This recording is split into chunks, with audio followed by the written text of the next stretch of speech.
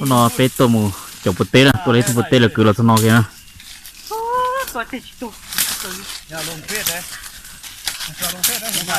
ôi khai bưng là lạ bột lò cứng cố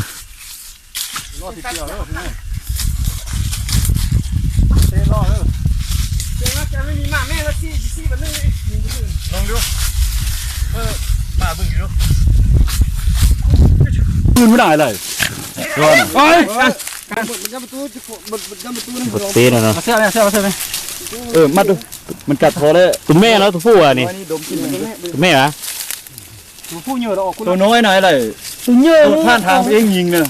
ไปเจอมันไล่ทั้งสองตัวเลยตัวเยอะมันเล่นข้ามทางไปเจอเสียงหมาน้อยนี่เลยมันยืนซึ้งอยู่ทีมันทางกันน่ะมันประตูกันประตูกันเขาตัวนั้นปุยานตัวนั้นปุยานตัวนั้นนี่ไล่100%เลยตัวนั้นตัวนั้นนะ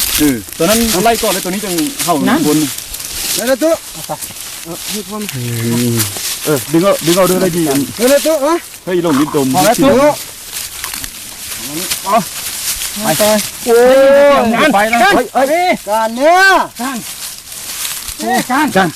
ห่วงแล้วเอาเสื้อมัดเลยมาหับไปเลยปล่อยไปก็ได้จูงมาร้อนนะจูงบอกกับจูงจูงเอามาอีนั่นเรานึงเยอะลง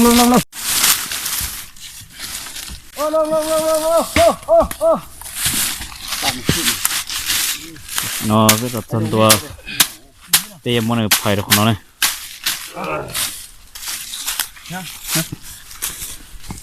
bột tê chỉ cho lọt thấp lời chỉ thấy cho nó sẽ bỏ lờiตัวโตซึ่งมันน้อยเอาไปเลยตัวโตเลย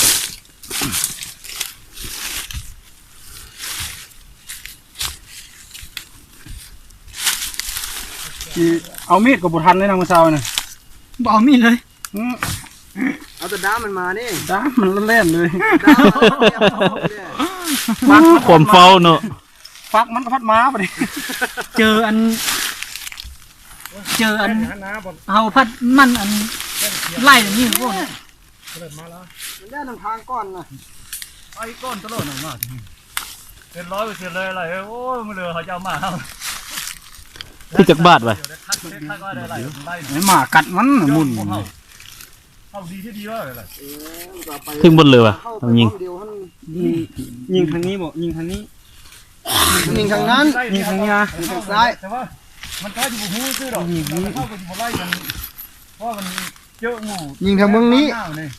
มันแล่นแหะเปิ้ลมานี่หยุด ไก่ซ้ำเรือป่ะอะไรไก่ซ้ำเรือ โอ้ยไก่ก็คือสัมนิสัมฟุ้มนี่แหละแต่มันไวแท้แบบว่าดู ปั่นจุดโดน แต่มันโดดขึ้นสูงยังยิงเสือมันยังบทันตกอยู่กับพูดกันยิงเสือขึ้นบาทหนึ่ง3 บาทป่ะไอ้ยิงไง เห็นท่านาอยู่เลยเรามาบอกเนี่ยคำบุยูเราบอกลูกบอกเมียเอาเบิร์ดโทรไว้แล้วโทร ต มา อน เลย นั้นเนี่ยอยู่งั้นคือ เบอร์โทรอะไรได้แล้วเมื่อกี้นี่น้องโทรหาอะไรนี่ อยู่ห้างมีสัญญาณดีบนไอ้อยู่น้ำหมู เขาโทรหาไอ้3-4 สายบดติด บดได้ลงไปให้มันบดได้ดี ตอนนั้นไอเอิญว่าได้ละ จับขานี่นะ เขาจึงโทรได้ตอนนั้นน่ะ หมูนี่ก็เห็นหอยแล้วแม่งหมูเบอร์ค่อยเสียอยากมาไล่แห้งอยู่นี่แต่โดนกูน่ะค่อยเพราะว่าค่อยเห็นแต่มื้อนั่นกูแล้วนะมังเจออยู่แต่โดนกูน่ะหมูน่ะเพราะบุแม่นตัวนั้น100%ฟังบึ้งตัวนี้ขึ้นเหยาะได้ไหมเว้ยปาไปขึ้นเหยาะไหม ดีจนโทรว่าจอพุ่งยืดนอกสินะ กินเหล้าไงมันไม่ได้กินน้ำจน เจมเมอร์เขาว่าเห็นนี่จึงโทรไอ้ออกของไอ้ตัวหมาตัวนั้นหมาอีก เกือบโทรหาไออยู่โพนั้น ถ้าโทรให้เรานี่ดึกไปแล้วก็มาเลยเหรอ เราก็มักให้มักว่า มีแท้มี3 ตัว ไปด่านะ ไปด่ามา แม่นบ่น้องชาย แม่นแล้ว บ้านนั้นนี้เขาว่าอยู่ขนมส่ง เงียนตาซื้อแท้น่ะ เงียบด่า เงียนตาเงียเฮ่อฮัน ด่าตะกี้ก็ไล่น้ำเดียวเนี่ยมือตอนมันอยู่นาเดียงน่ะ นาเรายัง2 ตัว ยังมาขายดิ เรายังบ่ขายนะ ให้ซื้อมาซื้ออีก บ่อันนาน่ะ ยัง บุไม่รอไปดำก็นาน่ะ บ่ บ่คายน่ะยัง มืดวันน้าก็เป็นน้ำไม่ยากเลย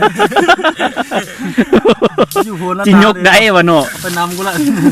ก็ขายนี่ออกไปได้ใช่มืดเด้เขาไปอยู่แล้วเอานาเป็นน้ำอยู่ที่นั่นตาย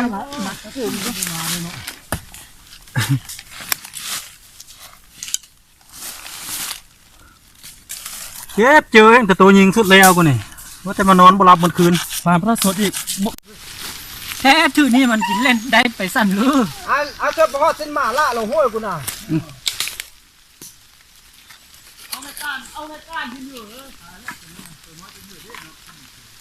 อันนี้นี่เอาออกทอดกันเลยนี่อะไรเขานี่ฮะ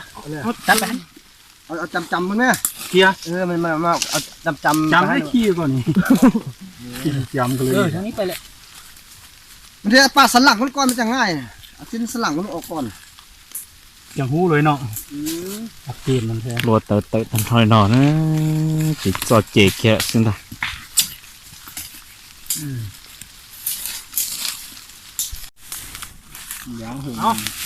จังไก่จีได้เนาะจอไก่เทียเชียจือเทียชีนะหลายกินเนาะเนาะเป็นเนาะสูเลย หนึ่งเอาเลยมาก็ล่าเอาเลย เคยได้ด้วยเนาะ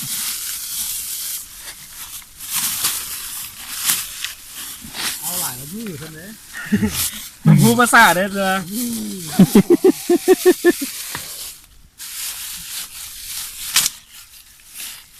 มาได้มาได้ ตัวหัวใจแล้วก็ค่อยเบิ้งตัวหัวใจนั่นก็เด้อ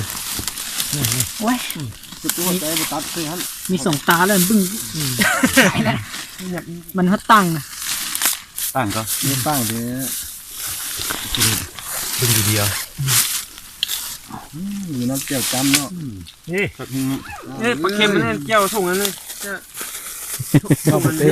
หัวใจมัน น้องไก่ปุตเต้เด้อเนาะไก่ปุตเต้เด้อคักบ่ เกี่ยวส่งกันปลาเค็มนั่น เอาเทคขาบ้าขับไก่เลย ไก่แต่คักเนาะมีเดี๋ยวไทยเอาเฮานะ ตกผมปลาเค็มมันเอาเกี่ยวมั้ย เนี่ยนะถุงปลาเป็นจิ้มเข้าเลย ขึ้นเข้า น้อยเราไปนอนเลย จะเข้าเอง เตือนนอนเลยจะเติมปุตเต้เด้อจะละจีดัดทุนนั่นเลยจะเติมปุตเต้นั่นสิกัดแต่จอยใจป้อตามบ่เฮโลเพราะว่าป้อเฮโลได้ดัดได้ทุนละมัวได้จิตดัดละมัวละ กัดจับเลย นี่ดัดทุนละที่นำมันจะยจากขาเฮ้ยเตรียมมา ก็จะจอบบุกสิเสียตัวนั้นมันจอดติดเตี้ย ซีซิโลเติมปุตเต้แล้วนะเรียนมายันนอหล่อจีสมบเดี๋ยวหัวเนี่ยยืนเราไปตรวจเติมปุตเต้นั่นนะ chỉ đổ tàu đó khỏi chút Việt Nam đây này. Cảm ơn mấy chị tao không có ra. โอ้ยตาตาเชียนถอยแต่น้ำมันจะก้าว ถูกแล้วซื้อกาติดเตียวสินังโนเกมมือยอหาจงหาชัวเจเชียกับไล่เตะตุ่มปุตเต้จะละจีแต่ละถูกนะซื้อเตี้ย